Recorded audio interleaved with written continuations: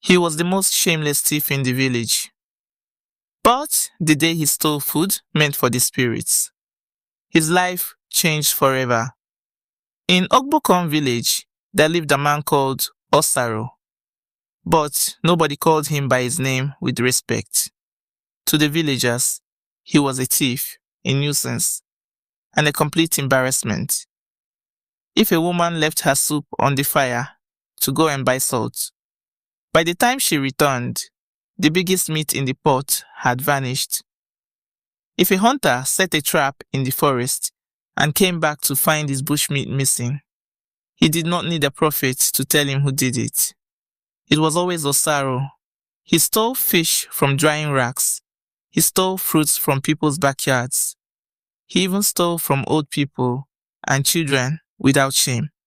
One day, old Pa Igehon, one of the oldest hunters in the village, saw Osaro passing by and shouted, "Osaro, I saw you near my trap yesterday." Osaro adjusted his faded wrapper and smiled innocently, the kind of smile that could make a guilty man look holy. "Ah, Papa, I was only coming from church. I was even praying for your leg pain. Is it now a crime to be spiritual?" The old man spat angrily and said, "Spiritual thief, my trapped grass cutter is gone. One day, the forest will answer you." But Osaro only laughed and walked away. That same afternoon, Osaro entered the forest again, looking for something to steal. He was hungry, angry, and frustrated because all the traps he checked were empty. "These hunters are useless," he grumbled. "Not even one small rabbit for me to take." As he wandered deeper into the forest, he reached a strange place known as Egbeta Silent Grove. That place was feared by many in the village. It was quiet, too quiet, and many believed spirits passed there at sunset. Then Osaro saw it. Under a giant iroko tree sat a clean calabash. No dust, no leaves, just there as if someone had carefully placed it. He moved closer. Inside the calabash was hot pounded yam and rich egusi soup with fish. The aroma entered his nose and scattered his common sense. He looked left.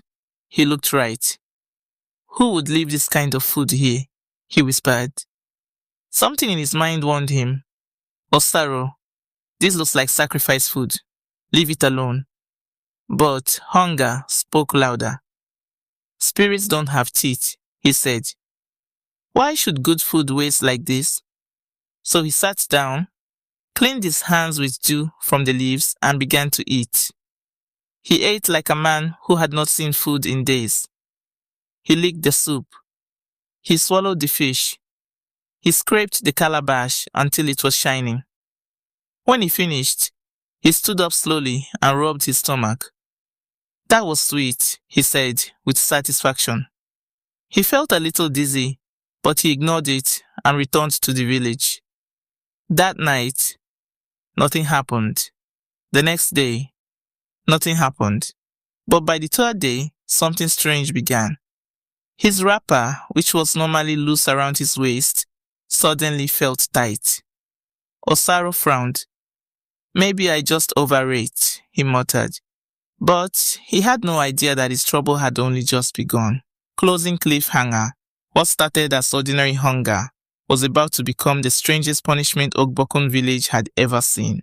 At first, Osaro thought it was just stomach pain. But when his body began to change, fear entered his heart for the first time.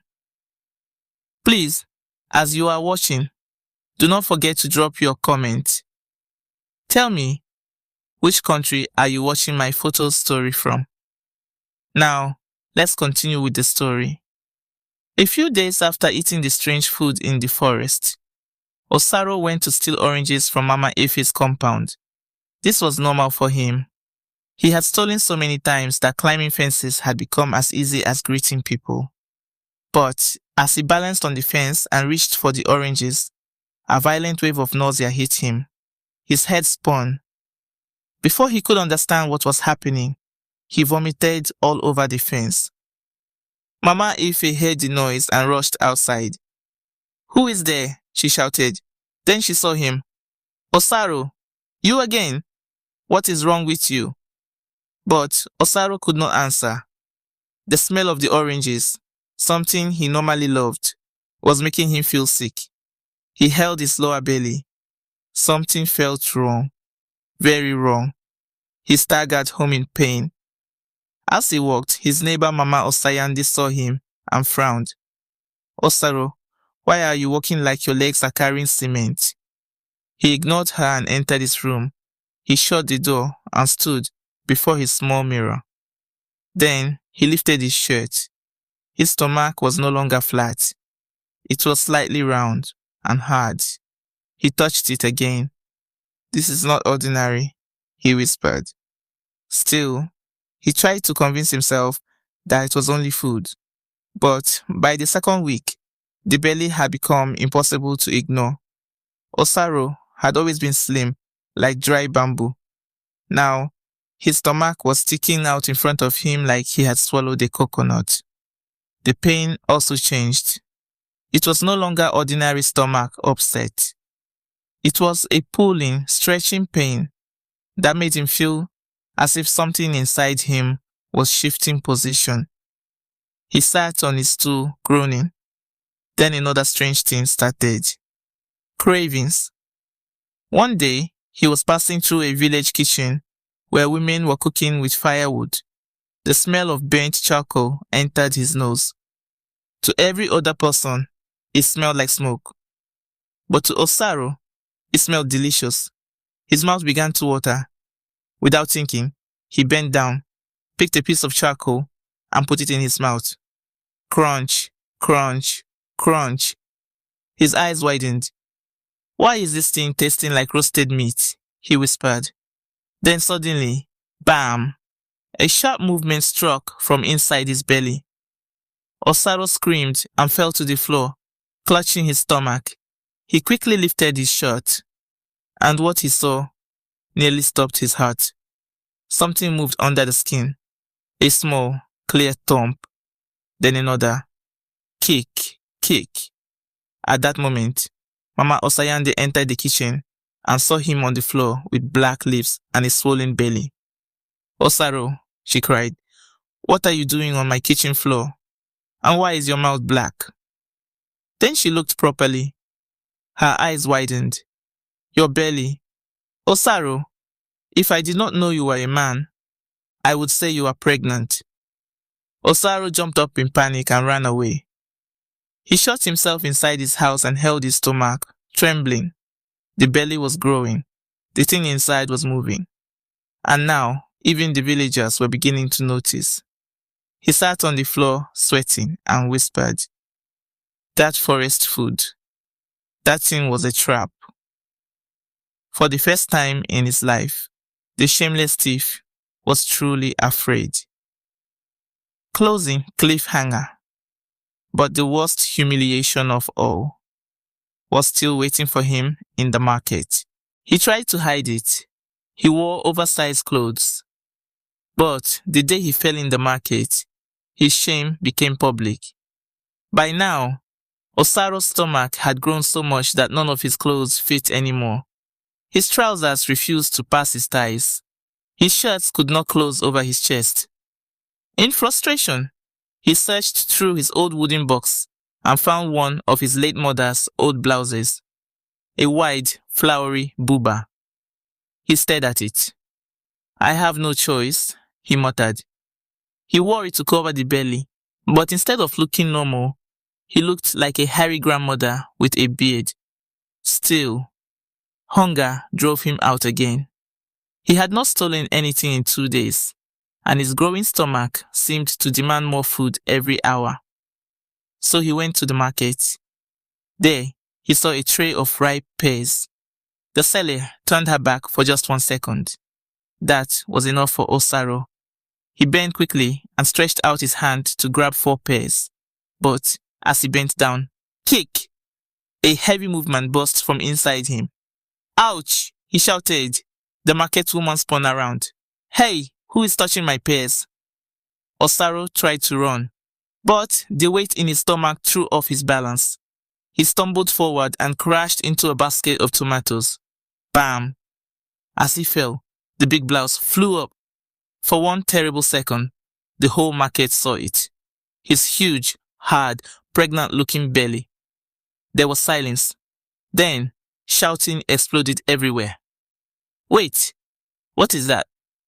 Why is his stomach like a woman about to give birth? Is the thief pregnant? People gathered in shock. Women covered their mouths. Men stepped back in disbelief. Osaro scrambled to his feet, breathing hard, one hand clutching the blouse, the other holding his stomach. "It is constipation," he shouted. "I drank too much herbal tea." But nobody believed him. He turned and tried to run, but instead of running fast like the thief he used to be, he waddled heavily, holding his stomach like a woman in labor. The whole market stood frozen, watching him disappear. That was the day his secret stopped being a rumor. It became village news. Osaro locked himself inside his house after that. He used 3 bolts on the door. His back ached. His waist hurt. And now, the belly was so heavy, he had to tie a wrapper under it for support. As he lay down groaning, he said something he had never imagined saying in his life. "So this is what women suffer." Then came a knock. Boom, boom, boom. "Open this door before I break it." Osaro froze. He knew that voice. It was Mama Omon, the village midwife. And if there was one woman in the village who knew pregnancy when she saw it, it was her. Closing cliffhanger. When the village midwife examined Osaro, she discovered something that made even her fear the forest. The midwife listened carefully and heard the impossible. There was a heartbeat inside the thief. When Mama Omon entered Osaro's room, she did not waste time. "Sit down," she commanded. Osaro shook his head weakly. "Mama Omon, it is just stomach upset." "Shut up," she snapped. "I have delivered babies for 30 years. I know what I am seeing." Too weak to resist, Osaro lay on the bench while she pulled up the big blouse. Mama Omon gasped. The stomach was smooth, tight, heavy, alive. She brought out her small wooden listening pipe and placed it on his belly. She listened once, then she moved it to the left, then to the right. Her eyes widened. "What is it?" Osaro asked, his voice trembling. Mama Omon looked straight at him and said, "There is a heartbeat inside you." The room went silent. Then Osaro burst into tears. It was the forest. I ate food from a calabash under the Iroko tree. I was hungry. I did not know it was sacrifice. Mama Omon nodded slowly. "The forest spirit is punishing you. This is no ordinary sickness." He was immediately taken to the shrine. There, seated before him, was Chief Priest Ohenoba, a feared man whose voice sounded like thunder. The priest cast sacred shells on the ground and studied them in silence. Then he spoke. "Osaro, you ate the sacrifice of the silent mother." Osaro shook with fear. That food was meant to settle a spiritual debt between the forest and the land. Because you stole it, you have become the one carrying that debt. Osaro fell on his knees crying, "I will pay. I will return money. Just help me." But the priest shook his head. "This is not about money." Then he continued, "The spirit says your hands are too used to stealing. So now you must go on a return journey." Osaro looked confused. "What is a return journey?"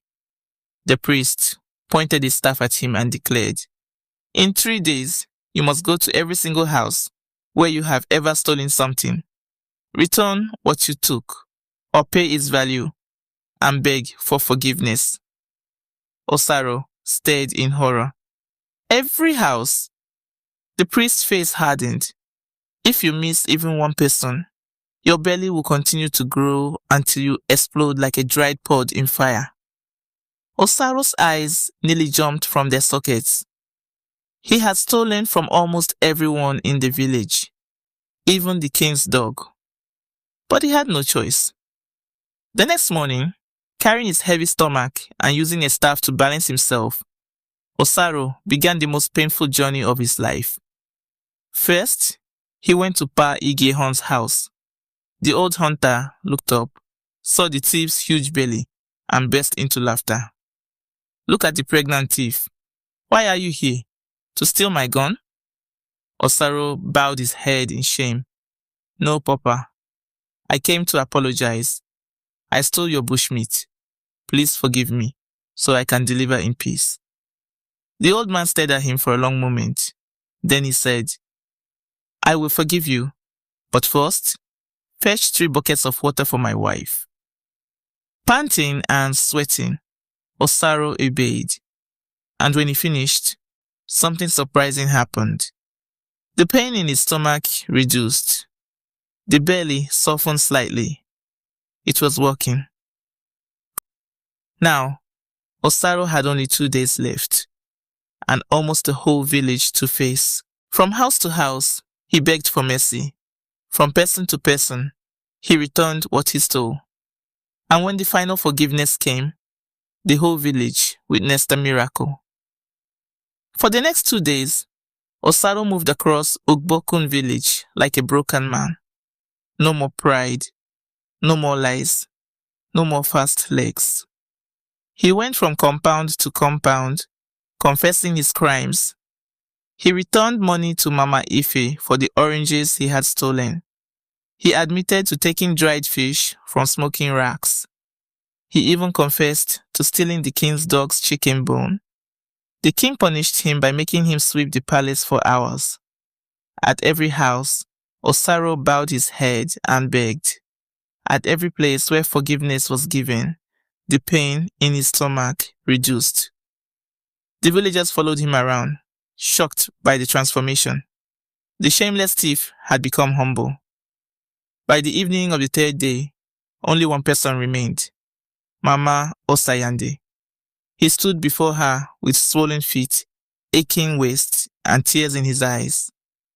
"Mama Osayande, please forgive me for stealing your dried fish and charcoal.